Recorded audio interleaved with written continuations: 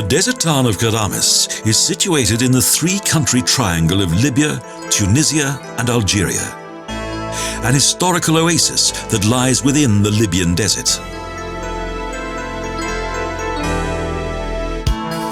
The Islamic Cemetery just outside the city gates is an impressive sight. It's a reminder that the town was once an important center of the region's caravan trading routes.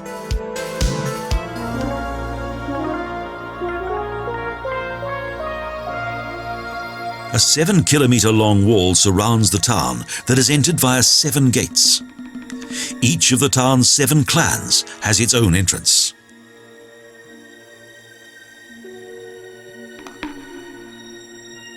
Each of the clan's 7 town districts was structurally similar. From the city gate, a roofed street led to the main square.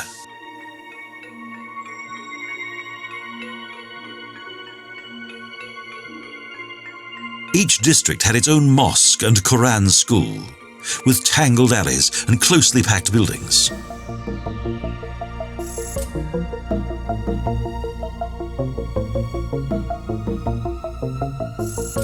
Each of the main streets led through the adjoining palm gardens that were encircled and separated by mud walls.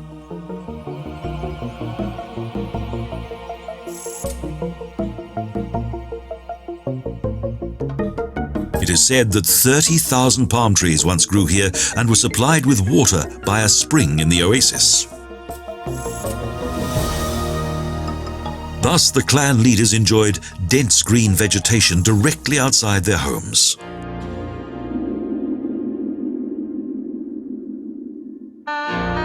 The main pathways are covered with palm trunks, and there's a tracery of palm leaves that supports the pavement. The roof is perforated, thereby allowing the sunlight to penetrate.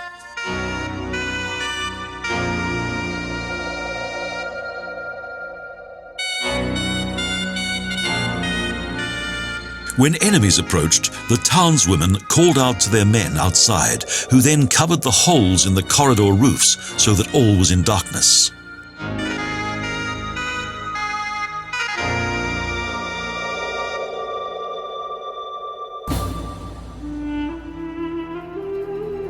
Whilst outside, the Sahara was scorching hot, the corridors were usually cool and provided with relaxing benches.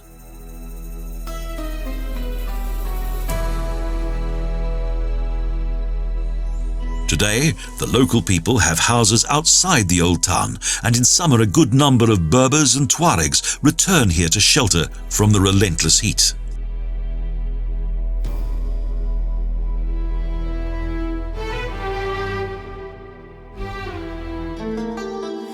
For centuries, Ghadames has been the junction of several caravan routes.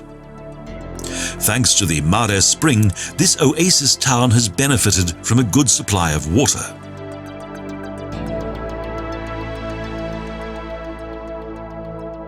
On the northern edge of the Sahara, where the desert's endless oceans of sand begin, those who crossed it were thankful for this green oasis.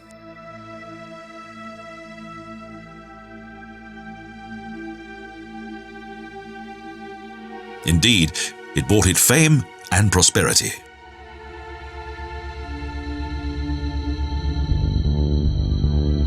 The roof terraces were interconnected, so the women folk were able to wander around freely. The men's domain was on the ground, the women's up on the roofs.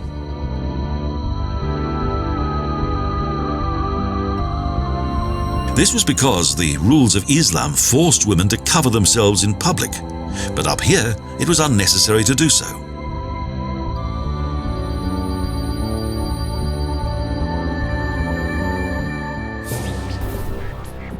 As each clan had its own mosque and Quran school, it made it easy for the inhabitants of the various districts to attend prayers and school.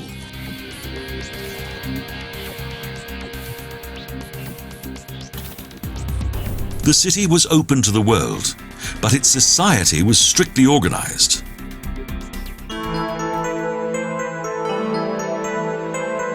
The large fountain square in front of the city's skyline is a new addition. 5 springs supply a basin.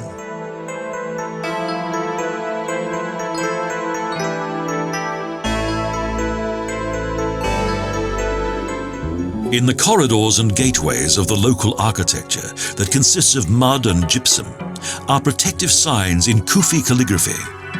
Saharan art is a mixture of Arab-Islamic, Berber and Byzantine influences.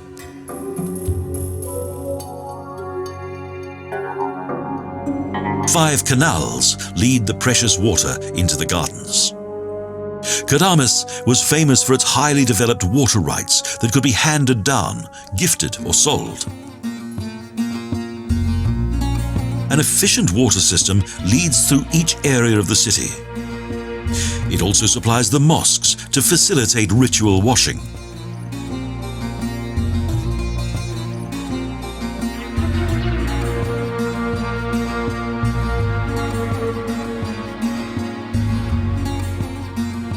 A water meter was hung up in a central place, from where a time meter calculated the distribution of the water, controlled it, and kept a record of it.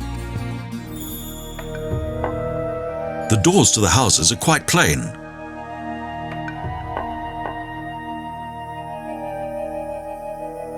The houses were small but beautifully decorated.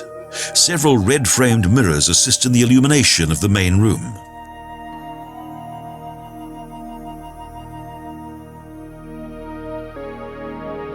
The women brought with them the wall decorations and fittings into their marriage, such as pictures and brass dishes. Everything had its own place, whether an oil jar, pictures, or pottery.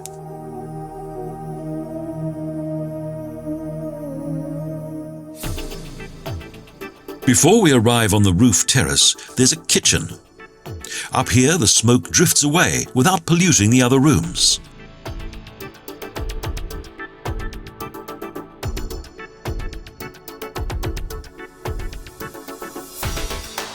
Then follows the uppermost floor, the one reserved for women only, a place of freedom and tranquility.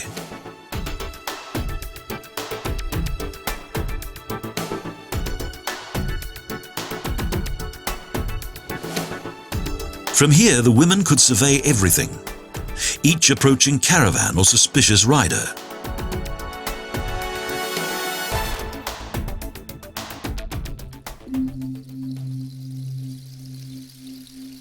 The city's high season is long gone, so no more caravans that stop here on their way to Cairo, Tripoli and Timbuktu.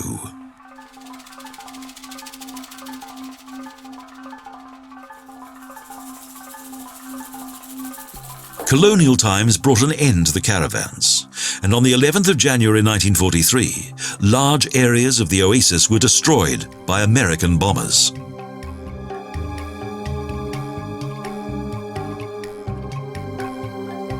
After attending Friday prayers in the town's ancient mosque, a few old men continue to care for the palm gardens of their ancestors.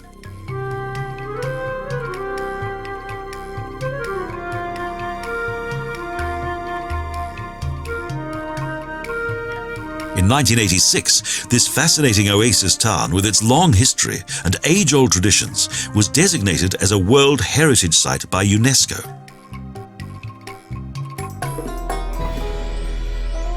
Although the drawings and paintings on the walls will eventually suffer due to the gradual decay of the mud buildings, Ghadames' cultural legacy will hopefully remain intact.